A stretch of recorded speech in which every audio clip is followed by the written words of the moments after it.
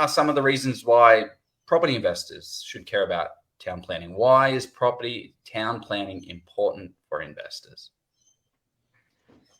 Yeah, I mean, as we kind of alluded to earlier, like town planning completely shapes our existence. Like if you're completely unaware that town planning exists, like you're really not giving yourself justice in what you're doing, especially if you're into property development and property investing, because one small line on a digital image on a website on the back end of the council, website could completely change the value of a property, and you have absolutely no idea that exists unless you're somewhat familiar with the town planning scheme.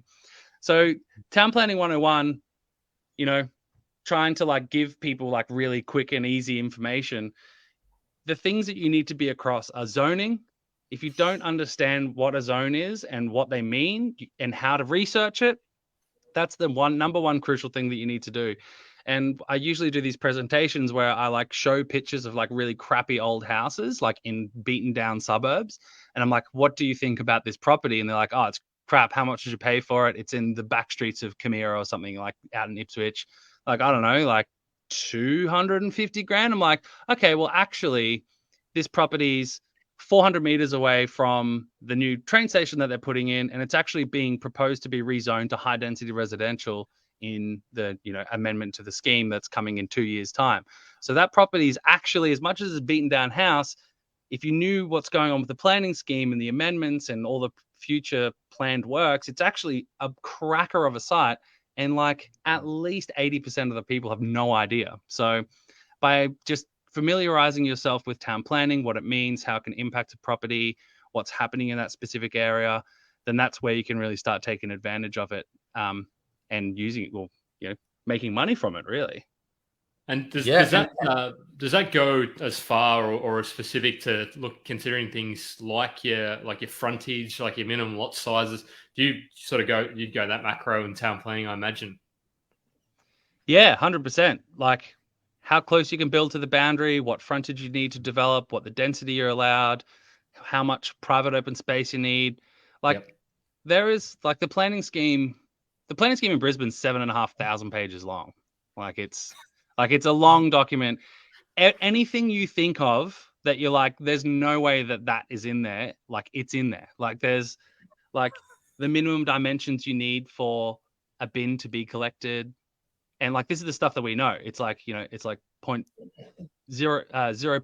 by 0.18. That's how much area you need to have a bin to be collected.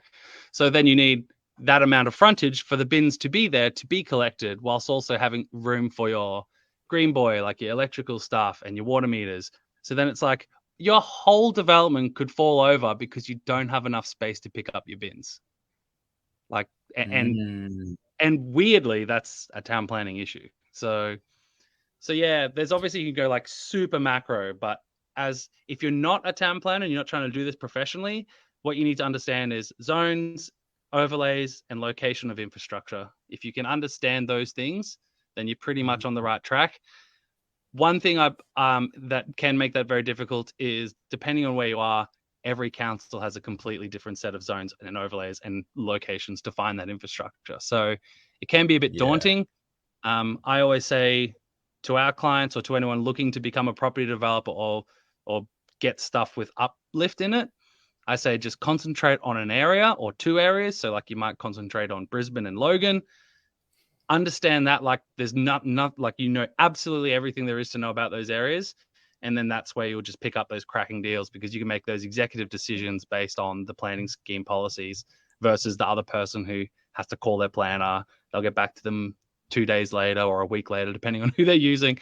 And then it's too late. You've already, someone else has already got it. So.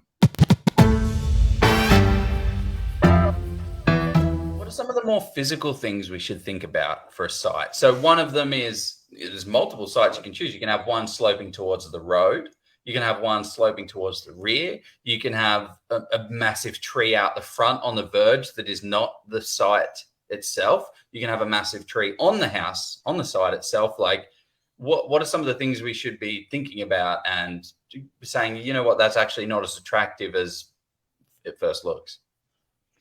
Yeah, I again go back to that logical approach. Like if you want to buy a development site and you're like, I've done my research in the right zone, it's got the right frontage, and you go there and just have a look at it and imagine the end result. So and then imagine building the end result. So if you stand there and you're looking at the front of the site and you're like, there's like a tree right where I would want to put my driveway.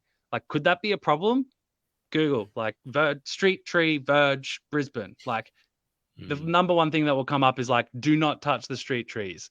So then it's like, okay, well, that's now a problem. And then you're like, oh, there's a huge gum tree. What's that?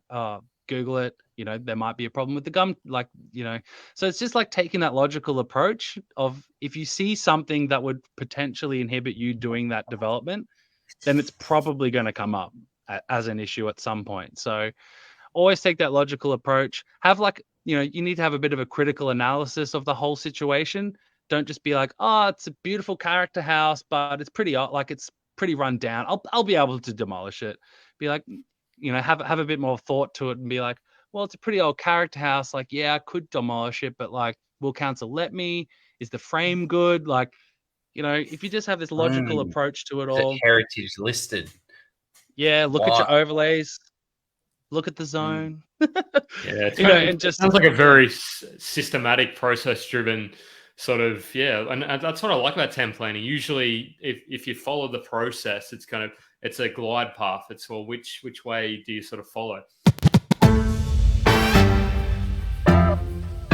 Where do you see opportunities in town planning at the moment? Great. Yeah, great. Yeah, really good question. I think in Queensland specifically at the moment, the state government, 10 years behind the rest of the country and probably the rest of the world, has started making some amendments to allow you to like rent granny flats, do rooming accommodation without approval. So they've kind of changed all these things. So I think there's a good opportunity right now. Like if you had an investment property in Brisbane, like the rental price is crazy. Like you could probably do a feasibility and build a granny flat and rent that out. So like to me, if I had lots of houses in good locations, which I don't, unfortunately, but if I had a lot of land and a lot of houses, like I'd be putting granny flats on all of them right now, especially going up to the Olympics in Brisbane. Like you'd just be printing money in 10 years time. So I think that's an opportunity that no one is even aware of yet, I don't think. The other opportunity I think that there is right now, again, that's come up because of that amendment, is the state government also allows you to do a 5-bedroom rooming accommodation anywhere in Queensland, meeting those same rules. So you can build a rooming accommodation. So rooming accommodation in Queensland was really a Brisbane thing. Like you can't really do them outside of Brisbane until now. So now you can do a rooming accommodation up to 5 bedrooms and meeting all those provisions without a permit. So, Logan, Moreton Bay, Sunshine Coast, Gold Coast, anywhere you can now do a 5-bedroom rooming house.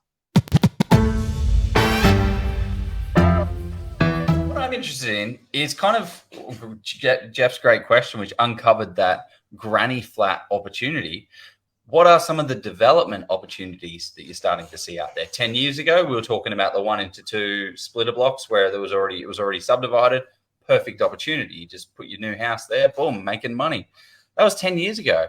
But Alex, you got your finger on the pulse. Where is the opportunities today? Yeah, good question.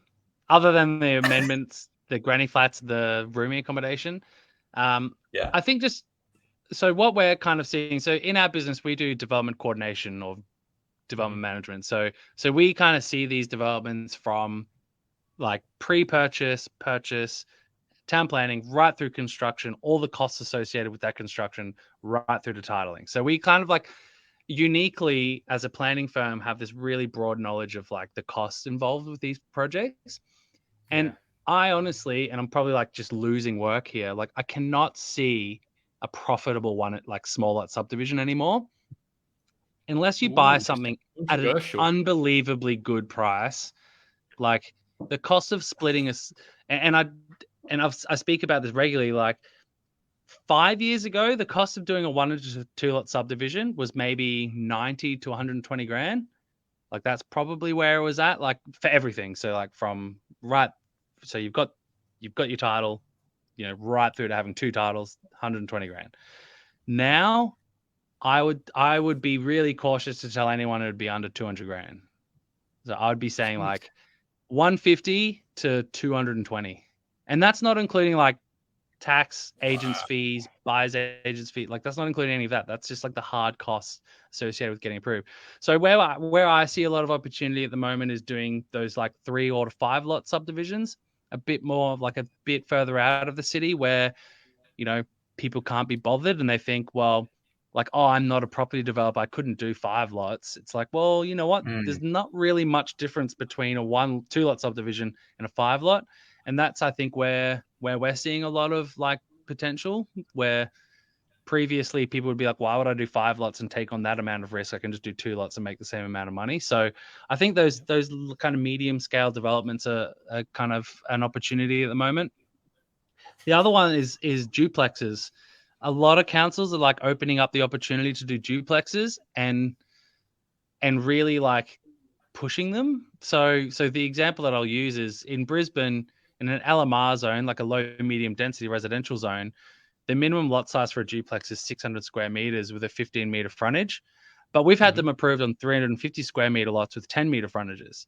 So as much as how do you get those ones approved? What are you talking about, Jeff? Good town planning. Do I need to pay you to get that?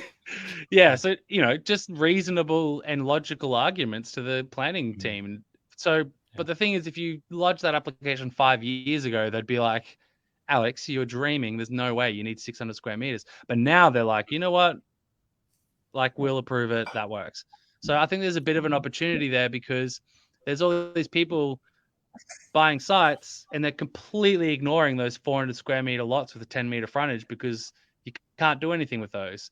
But now council's starting to approve duplexes on them. So you could turn that into 2 titles, sell 2 titles. So that's, I think, a pretty good opportunity that no one's really jumping on. And yeah, the other ones are kind of more very specific to council regions, but there's is a key way to find those where you're looking at the 400 square meter, 10 meter frontage. Is one of the key things precedence to find where it's been approved elsewhere, or what are some of the characteristics that will likely sort of say, yep, looks good to go in that area? Yes, obviously it needs to be appropriately zoned. So you got to be in the LMR zone. No overlays that'll affect it. So no character, no flooding, no biodiversity, etc. Sloping towards the street. Mm-hmm. There's enough room in the frontage for a driveway, so there's no trees or bus stops or electrical. NBN pits, watch out for those NBN pits. They're like 20, 30 grand to move. So you don't want to be going near an NBN pit. So like if all of those things stack up, then you're good to go. Like there's heaps of them. Just go on the, and this is in Brisbane, I should say. So like if you, go onto the council website, go through their development eye, search for duplex approvals, you'll find tens of, not hundreds, but, at least 10 or 20 of them that have been approved in the past year like that. And I don't know if any that got refused. So should be looking at this show. Wow.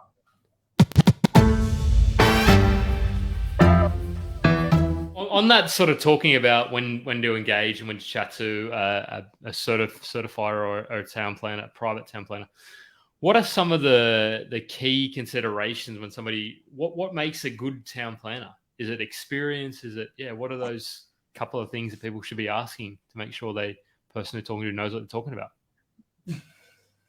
Yeah, it's an interesting question. It depends like what you're trying to do and where you're coming from. So I'm helping a friend of mine right now who lodged her own application, and I helped her, and I was just kind of just giving her a bit of guidance.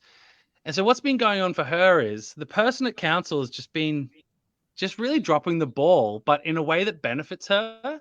That like if it was me as the applicant, like if I was doing it, she wouldn't be dropping the ball. So in that instance, like the best case scenario is you have no idea what you're doing and just let council make the mistakes. So like sometimes a good planner that you want to be dealing with is someone who has absolutely no idea what they're doing. which is like the bizarrest juxtaposition to what you would think. But realistically, you want someone who is familiar with the area that you're inquiring about. And a good planner is someone that can just speak off the top of their head. And not to say that, like, we can investigate anything and become experts in anything, much like, everyone. It's like, you want to be an expert in artificial intelligence, watch a couple of YouTube documentaries, listen to a podcast. By the end of the week, you could speak about it for days. But it's about finding someone who you can talk to about the problem and that they're finding solutions for you, and reasonable solutions that they can speak to. So if you're like, I want to build a 10-story house, and the person's like, yeah, where? And they're like, and you're like, oh, in this 1-story area. And they're like, yeah, sounds good. It's like, do I really know what they're talking about? That's probably not going to be all good. But if you speak to someone who's like, that's batshit crazy, but you know what? Like, I've looked at that area and there's these couple of reasons as to why, that might be a goer. So, yeah. So, if you're speaking to someone, it sounds like they know what they're talking about, go for it. The other thing is, you need to get along with your planner. Like, if you speak to your planner and you're like polar opposite personalities, it's not going to work. And the reason why it won't work is because, like, you like form this like marriage, like temporary marriage, where you're like talking to each other every day, high stakes, high money, high risk, and like, we say things, you say things. If we're not getting along, we don't trust each other, it's just going to break down.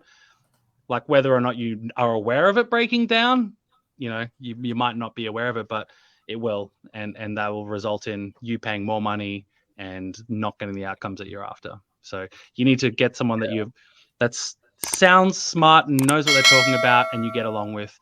In my opinion, the money shouldn't matter unless someone's charging you $20,000 for something that's meant to be $1,000.